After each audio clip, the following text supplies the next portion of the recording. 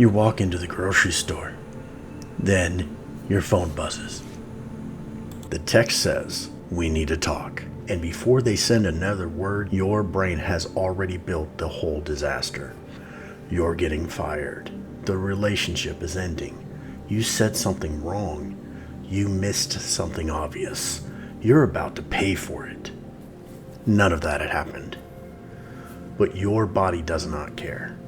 Your chest tightens. Your stomach drops. Your brain starts rehearsing the fallout like an emergency already started. That's the strange part. You're not reacting to what happened. You're reacting to what your brain predicted. So why does your brain keep preparing for disasters that never come? It's called catastrophizing. And the frustrating part is that your brain thinks it's helping. This is an ancient wiring. For most of human history, the person who assumed the rustle in the grass was a predator lived longer than the one who assumed it was just the wind. So your brain learned a rule. Imagine the worst, prepare for the worst, and survive. The problem is, it cannot tell the difference between a predator and an unread email, so it runs the same full body alarm for both. But here's the part that keeps you trapped. The disaster almost never comes, so you'd think your brain would learn. I guess I didn't need to panic? But it doesn't. Instead, it learns the opposite. It says, I was prepared, that's why it turned out okay. It takes credit for the disaster not happening. So every catastrophe that never arrives does not calm the loop down.